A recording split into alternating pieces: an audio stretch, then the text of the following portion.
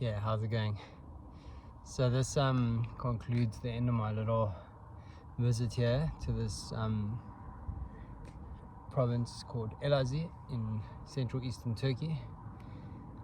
The little piece of land I've been talking about, surrounded by the river Euphrates and Tigris, that I believe to be the Garden of Eden, the real Garden of Eden, talked about from the Bible. It's been a really nice day. I wish I could stay a bit longer.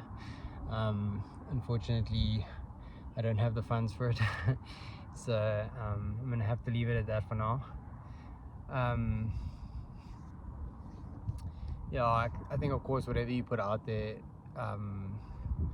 people are going to believe it or not believe it, right? So at the end of the day, you'll never have 100% certainty on anything. But what I've tried to do here, and what we can do, is to try and build a case for this being the biblical location of the actual Garden of Eden.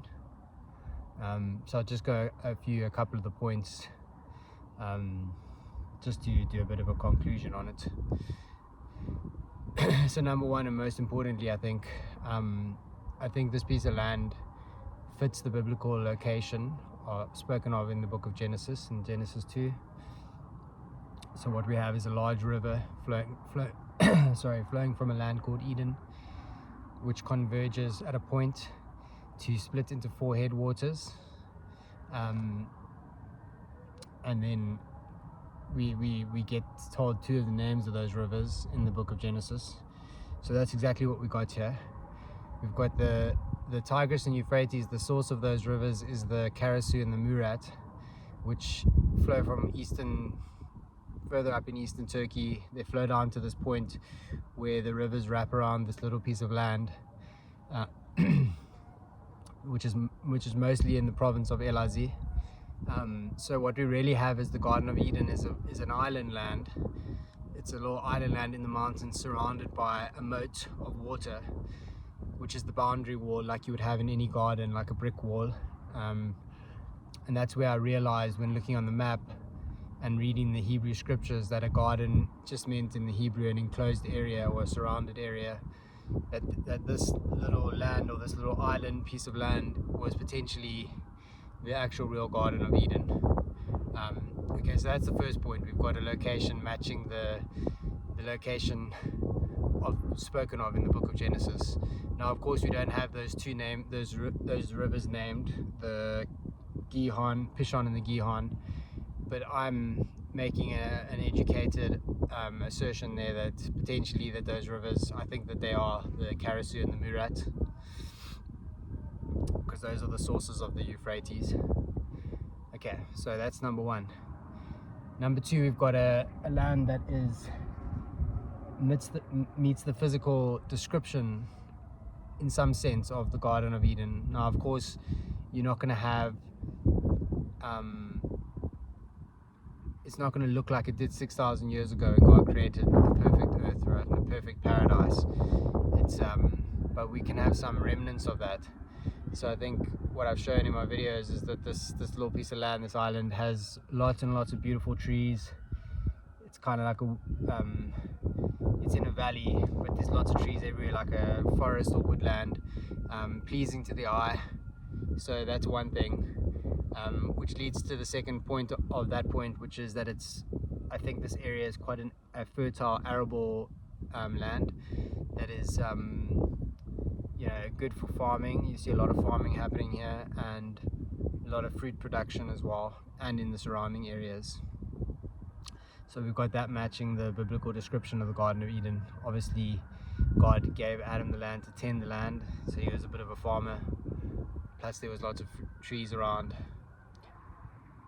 Obviously no one knows exactly what the land ever would look like, but it fits that in some sense. So those are 2 of the points that we've got. The third point I'd point to is local myths and legend. Now, if you speak to people in this area, or if you see online people talking about the area, a lot of people, and you'll come to a conclusion that a lot of people here, even the Armenians that used to live in the area, I think, believe that this area was actually the real cradle of humanity. Maybe they didn't know exactly why, or they didn't realize the point that I've made about the rivers, but they believed that people have believed, and even today, that this is like where it all began, the cradle of humanity. So we've got that local legend and myths, and we know that legends and myths get passed down 2 generations, so it doesn't come from nowhere. Not always true, but okay. And then the 4th thing I'd say is what we do have is some I don't want to call it hard evidence, because it's not really hard evidence, but I did find in the museum in Malatya, just outside the area, they have like a stone tablet, and I think you get a lot of these kind of depictions from the old Mesopotamians and people in the area, and they would draw like 2 animal figures next to each other with a tree in the middle, obviously representing that story of the 2 cherubim that were put on the east side of the garden to guard the way to the tree of life. So at least we know that people from back in the day knew about the story and were making depictions of it and that was all in the sort of area or Fertile Crescent, or whatever you want to call it, in the Middle East here. They knew about the story, obviously, and they would do depictions of it on stone tablets. So the one in Malatya, you've got these 2 animal-looking creatures, which is kind of like what the cherubim were meant to be, like animal-like creatures, but they were angels. And they've got these 2 on the stone tablet. They've got these 2, like, looks like some kind of waving sword back and forth. So obviously the flashing sword, the tree of life in the middle. Okay, so we've got something to show that people at least knew that in the area that about the story, and it happens to be close by to here where they found it.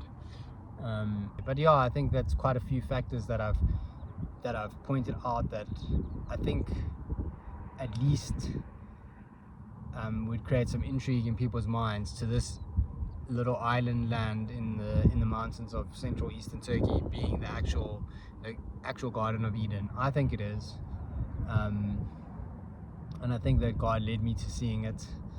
And you know, because I've never seen anybody come up with a theory before, to be honest. That I've heard of people after I figured it out. I heard of people talking about the area itself.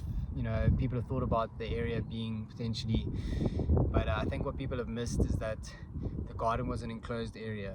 So just like any garden would have a brick wall, this garden has a wall of water surrounding it, all around the land. So God put a boundary in place for Adam and Eve, I guess, so that they would know where not to go, or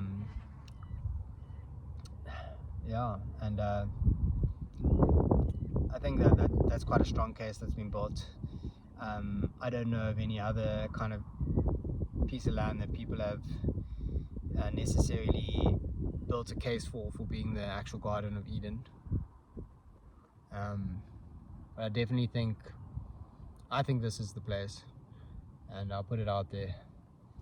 I'm glad I got to come here even for a short time. It's been a really nice stay, and thank you to all the lovely people I've met in Turkey and the hospitable staff at all the places I've stayed. So thanks a lot, and I hope you guys all enjoyed the videos. Peace out.